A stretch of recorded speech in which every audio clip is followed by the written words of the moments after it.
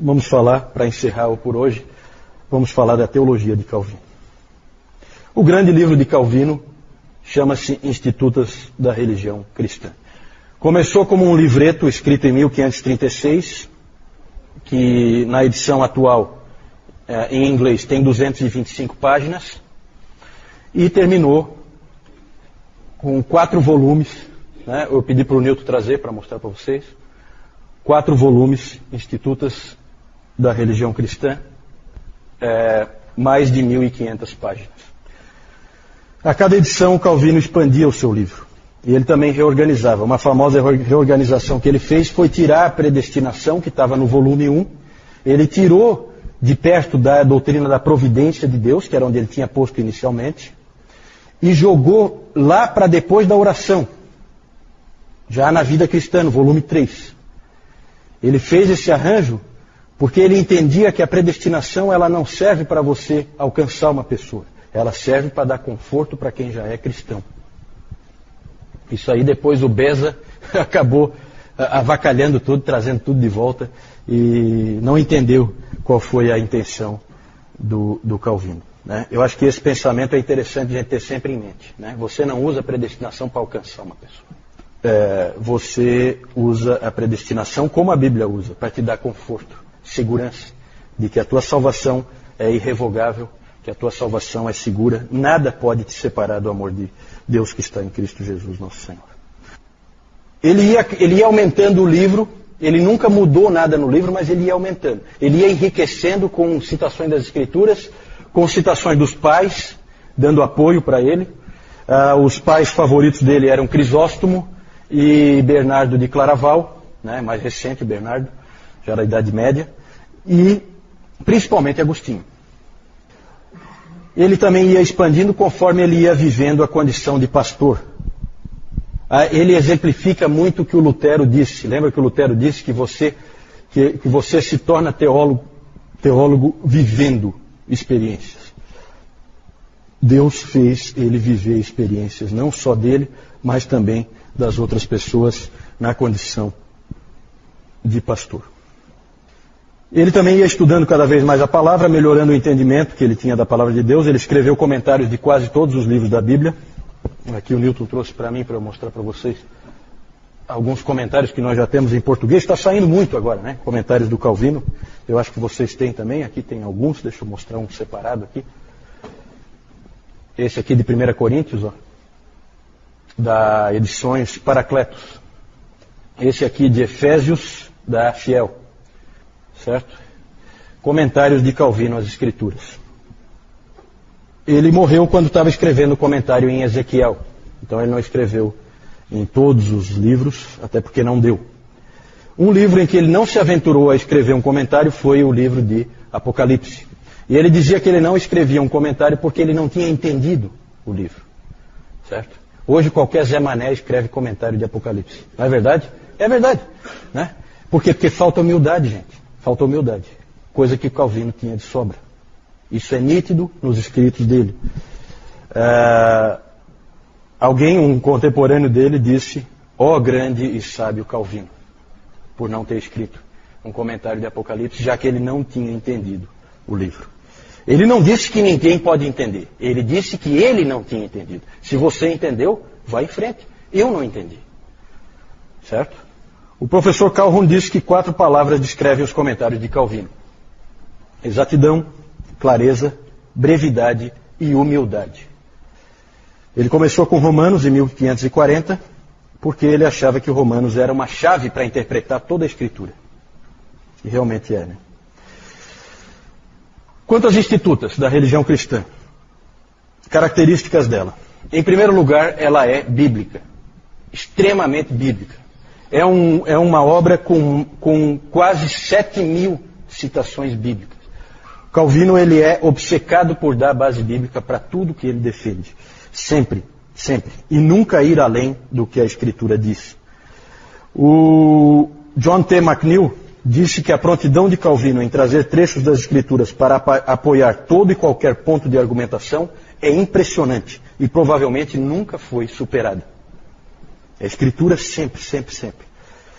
Em segundo lugar, ela é sistemática. Essa obra é sistemática. Ele ajustava a ordem das coisas e ele fazia com que tivesse ligação entre um aspecto e o outro. O livro do Melanchthon, Locke Communis, parece mais uma coleção, parece mais assim um monte de livros justapostos sem nenhum cruzamento entre eles. Já o Calvino não, o Calvino a coisa toda ela tem uma amarração, uma coisa depende da outra. Entretanto, Calvino dizia que nesse arranjo do entendimento da teologia, nós temos somente uma ignorância instruída. Então a gente tem muito estudo, o que nos faz sermos ignorantes. Era assim que ele via, certo? Quando você termina de ler as Institutas, você termina como alguém muito instruído, mas totalmente ignorante. E aí ele diz que nós só podemos ir até onde a Escritura vai. Ele sempre usava a figura de que quando você tenta ir além das Escrituras, você cai num labirinto. Ele usava a palavra francesa, que eu acho que é bem parecida, para labirinto. Se você for além das Escrituras, você cai num labirinto. Não caia no labirinto. Fique sempre até onde as Escrituras vão. E ele fez exatamente isso na doutrina da eleição, pela qual ele é muito conhecido. Certo? Ele pegou a eleição, como está na palavra, e levou até onde dá para ir. E aí ele parou. Aí ele pegou a responsabilidade humana e levou até onde dá para ir. E aí ele parou. Ele não criou um sistema lógico em que ele consegue juntar essas duas coisas. Muitas pessoas acham que ele fez isso. Ele nunca fez isso. Por causa da humildade dele que ele tem diante de Deus e diante da palavra de Deus.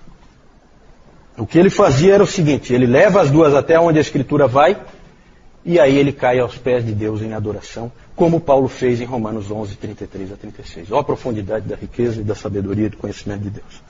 É mais ou menos a mesma atitude. E aí a gente entra exatamente nesse próximo aspecto das Institutas, que elas são devocionais. Certo? Sempre há um elemento de adoração nelas. Parece estranho, mas o Warfield disse que não é a mente, mas o coração que Calvino tenta atingir primariamente com a sua teologia. Na primeira edição das Institutas, o subtítulo era Institutos da Religião Cristã, subtítulo: O sumário da piedade e do que quer que seja necessário saber quanto à doutrina da salvação.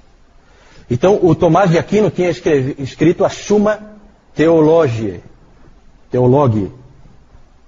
sumário da teologia, do conhecimento de Deus. O Calvino escreveu a Summa Pietatis, o sumário da piedade. Certo? É diferente, a abordagem é diferente. O Calvino dizia que se as Escrituras te permitissem ir além do que ele foi, então vá. Só não vá se as Escrituras não te permitem ir. Quanta gente precisa ouvir essas coisas, hein, gente? Ele foi o mais longe que ele conseguiu ir. Mas é impressionante como em alguns pontos ele para e adora. Quando ele estava, no capítulo 5 do livro 1, quando ele estava tratando da doutrina da Trindade, ele diz assim: é uma doutrina feita mais para que adoremos do que para que investiguemos meticulosamente. Quando ele escreveu sobre a doutrina da eleição, ele diz assim, no final: Deus quis que nós reverenciássemos, mas não que nós entendêssemos, para que também através disso ele nos enchesse de assombro. Né? Então vejam bem, gente, tem muita gente por aí que diz: não, a calvinismo é o fatalismo, o cara... Não. Calvinismo é Escrituras. Ninguém disse que nós tínhamos entendido. Calvino nunca disse que... acabou de dizer. Deus quis que nós reverenciássemos, mas não que entendêssemos. Por quê? Porque Deus quer de nós adoração. Adoração. Por fim, as Institutas são práticas. Nada é mais marcante no trabalho do Calvino do que o fato de que ali você vê a síntese de um indivíduo que é um exegeta, um teólogo sistemático, um pastor e um pregador. Tudo junto, numa única pessoa. Ele não queria ser isso, mas Deus queria que ele fosse. Deus queria que ele fosse. Que ele fosse essas quatro coisas numa única pessoa, para que ele pudesse fazer o que ele fez, porque esse indivíduo vai irradiar o protestantismo para muitos outros lugares. certo? Muito mais do que o Lutero. Lutero é fundamental porque o Lutero abriu a porta. Só que o Calvino é o organizador daquele bando, transformando num exército, certo? E a maioria das igrejas protestantes descendem indiretamente de Genebra, porque todo mundo foi aprender lá para depois aplicar nos seus respectivos países, certo? O Dr. Calhoun diz que se o Calvino tivesse seguido o seu caminho para Estrasburgo e tivesse se isolado numa torre de marfim, se tornando um acadêmico, ele também teria escrito as Institutas da Religião Cristã. Mas seria um outro livro, um livro diferente, certo? E o que nós temos é muito melhor. Muito melhor.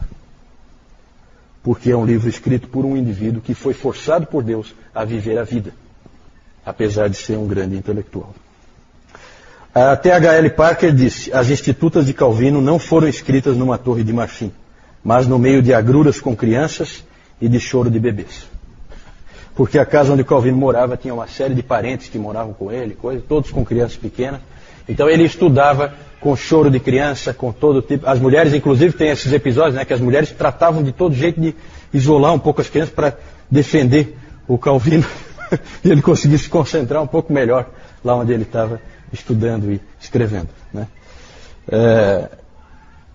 O Calvino, para mim, minha avaliação, ele é muito parecido com o apóstolo Paulo, né? Toda a atitude dele, tudo que ele faz, a maneira como ele age, a maneira como ele escreve, acho que lembra muito. Só para encerrar, eu coloquei aí por último a questão da adaptação. O Calvino diz várias vezes que a Bíblia, esse livro, é Deus falando em linguagem infantil. É um pai que fala para os filhos em linguagem para criança. Ele usa parábolas. Hoje de manhã o Newton usou a figura do oleiro, né? Ele se colocou como um oleiro. Para quê? Para a criancinha dele entender, nós. Né? Porque vocês são pequenos, vocês não entendem nada. Eu preciso, como um pai, explicar para vocês. Essa é a atitude de Deus, era isso que Calvino dizia. Então o Calvino falava muito da acomodação, da adaptação das Escrituras a nós. É um livro escrito para seres humanos. É um livro escrito para que a gente consiga entender e adorar, né? Mas ele não vai revelar tudo. Nós não vamos entender tudo sobre Deus na palavra. E ele dizia que a mesma coisa deve ser feita na igreja por aqueles que ensinam. Eles devem ter a mesma preocupação. Fazer com que as pessoas entendam a mensagem. Que elas se adaptem. É claro que o indivíduo que sai de um grande seminário com um doutorado em teologia, ele pode vir aqui e falar durante horas coisas que nenhum de nós vai entender. Mas para que serve isso? Além de uma exibição gratuita de capacidade, ou sei lá, né? Não é esse o propósito de Deus. O propósito de Deus é que a palavra chegue a todas as pessoas. Então, nas Institutas, há também essa adaptação. Infelizmente, as traduções são muito complicadas. Porque os tradutores, eles gostam de complicar, não sei porquê. Né? Existem algumas escolas assim de tradução que gostam de falar bonito e tal. E o Newton estava comentando isso comigo hoje de manhã, que é muito difícil pegar essa edição das Institutos, que está em português, e entender alguma coisa. Né? O próprio Dr. Calhoun, ele fala para os alunos dele, peguem nessa tradução aqui. Ele diz qual é, a tradução em inglês. Né? Porque as outras não dá para entender nada. Certo? Porque o tradutor resolveu, né? Sabe quando tenta rebuscar de graça? Né? Contra o espírito do Calvino. O espírito do Calvino nunca foi esse. Tá certo? Mas é um grande homem de Deus. Nós vamos ver depois, no domingo que vem, nós vamos ver como ele influenciou todo o protestantismo. Oi? Ele escreveu em latim e ele mesmo traduziu para o francês. Eles escreviam, todos esses intelectuais escreviam em latim. O próprio Lutero, né? Como é que ele lia Lutero? Ele lia Lutero em alemão? Claro que não. Ele lia Lutero em latim. Latim era a língua universal, então eles escreviam em latim. Só que o Calvino fazia questão de sempre, ele mesmo traduzia para o francês, né? Para colocar na mão do povo dele e dos franceses também, dos huguenotes franceses, né? Ok, gente, mais alguma dúvida? Senão nós vamos encerrar aqui com o Calvino. Oi? 59 não, né? Os 500 anos. 500 anos, isso, porque ele nasceu em 1509, né? Isso. Essas homenagens são interessantes, né? Mas eu tenho certeza que o Calvino ia odiar. Mas o povo gosta, né, de homenagear e tudo, né? Mas é interessante realmente, vai ser 500 anos. Lá quando foi, acho que foi quando teve os 450 anos que foi feito aquele grande monumento que tem lá. Eu vou mostrar, eu estava esquecendo de mostrar as figurinhas, só mais uns minutinhos aí para a gente mostrar as figurinhas. Eu só quero mostrar rapidinho aqui então para a gente encerrar. Aqui o Calvino, aqui o Farel colocando aquela prensa no Calvino, né? Amaldiçoando a tranquilidade dele. Aqui os dois sendo expulsos de Genebra, certo? Pelo povo de Genebra. Então os dois saem da cidade. Aqui aquele monumento que tem lá em Genebra, né? Aqui esse monumento é um muro bem longo, com várias pessoas. Bem no centro estão esses 4 indivíduos. Aqui é o Farel, aqui o Calvino, esse é o Beza, sucessor do Calvino, e esse aqui é o John Knox, o grande reformador escocês, certo? E aqui uma capa de uma edição de 1834 das Institutas da Religião Cristã, Ioannis Calvini, certo? Em latim, certo?